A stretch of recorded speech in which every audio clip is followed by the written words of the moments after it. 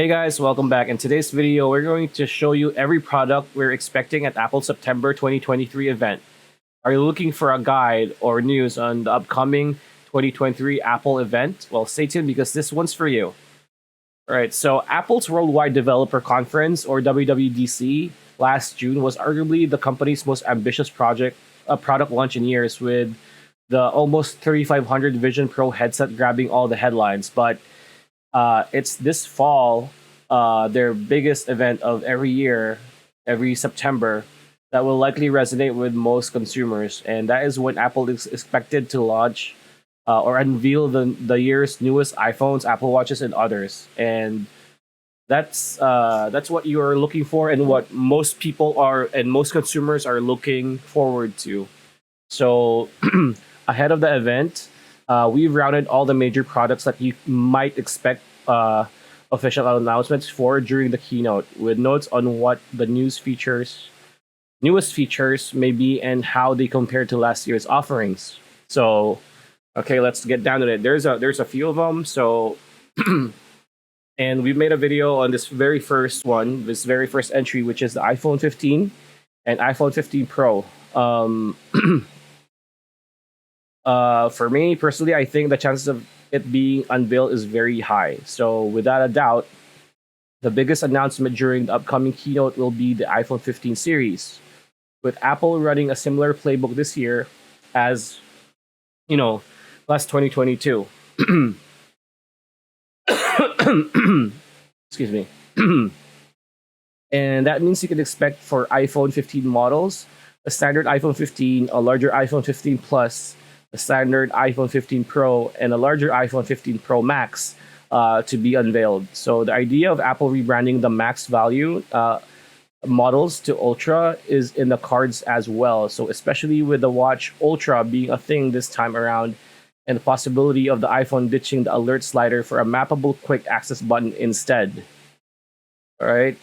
So the most recent reports credited to Bloomberg and other industry analysts suggest that with the non-Pro iPhone 15 models, Apple will replace the notch design with its dynamic island, the pill-shaped camera design from last year that fluidly adapts to the software and apps running on the device.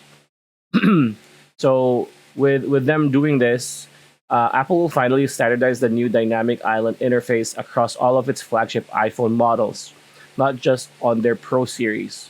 And speaking to standardizing with the EU, speaking of standardizing, with the European Union imposing a law for electronic makers to adopt USB-C by 2024, this new batch of iPhones will finally support charging and data transferring via USB-C, becoming Apple's latest major product to make the switch to the more universal power format. So you can expect this year's iPhone and other Android products being unveiled. And moving forward, we'll have USB-C because, like what I said, the EU has imposed a law to make USB-C more universal. So that's one of the bigger expectations and news. So with the new iPhone 15 Pro and Pro Max, the biggest change, at least from the surface level, will be the slimmer bezels design. We've touched on this on the other video about the iPhone 15. Thanks in part to a new low injection pressure over molding, or LiPo or LiPo display. As reported by Mark Gurman of Bloomberg, Apple will use the same display technology that allowed it to slim down the edges. So it therefore expands the display size. So the iPhone 15's display is going to be bigger than the iPhone 14, right? Of the Apple Watch Series 8 on the new iPhone Pro models. So both have the same.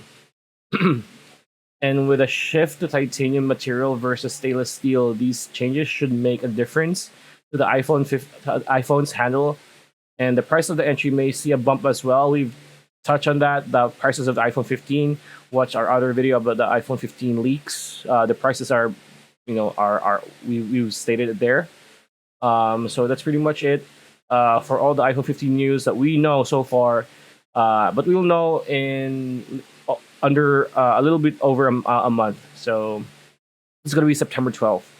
So the second in the entry is Apple Watch Series 9. So the chances of it being unveiled is high as well. So Apple Watch users who are hoping for anything drastically different with this year's model should temper their expectations because a lot of sources, including Bloomberg's Mark Gurman and Weibo's leaker Weibo's leaker Instant Digital, have suggested that the upcoming Apple Watch Series 9 will feature incremental upgrades from the Series 8. So that means the Apple Watch Series 9 will just probably a little bit better than the Apple Watch Series 8. So if you're expecting new changes or groundbreaking technology being implemented, temporary expectations because it's just probably going to be an upgrade from the 8. And that doesn't come as a surprise because Apple recently has put more effort into refining the Watch OS experience with the upcoming software Watch OS 10, featuring redesigned apps, a smart stack feature for adaptive widgets, and new ways to navigate the wearable. So the meat of the keynote will likely surround the Watch Series 9's new S9 chip, with which Gurman reports will be based on Apple's A15 processor used in the iPhone 13 models.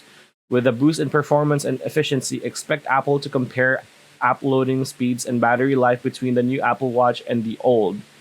So I think that's the glaring difference that's going to happen, which is it's always good to have battery life, right?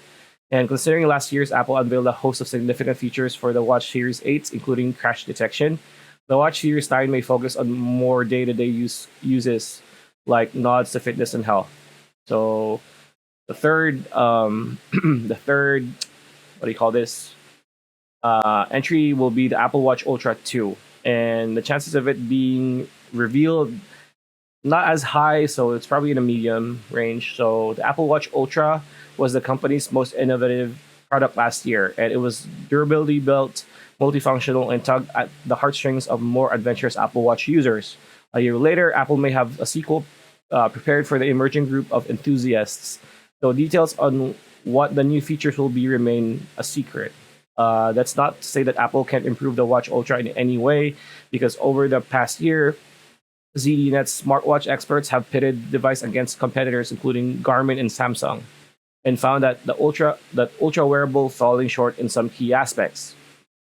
For example, the Watch Ultra lacks access to topographical maps, which is important to hikers and explorers.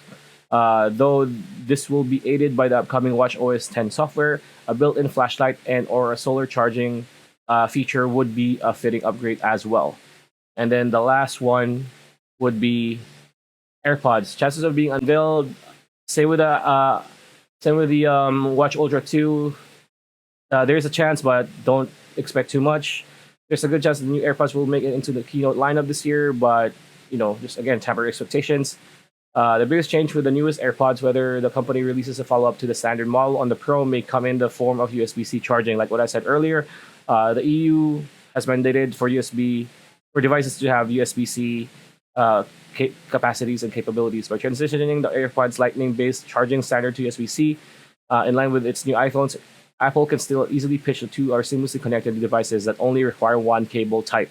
And more importantly, all Apple has to do here is upgrade the AirPods charging case and not necessarily the earbuds themselves, meaning the product unveiling may turn out to be just an accessory unveiling, which is still a good thing, right? And yeah, that's pretty much it. Those are the things that you can expect to be unveiled on this September's Apple event. And yeah, that's pretty much it. That's a video. Hope you liked it. Like, comment, share, subscribe, ring that bell icon, and we'll see you on the next one.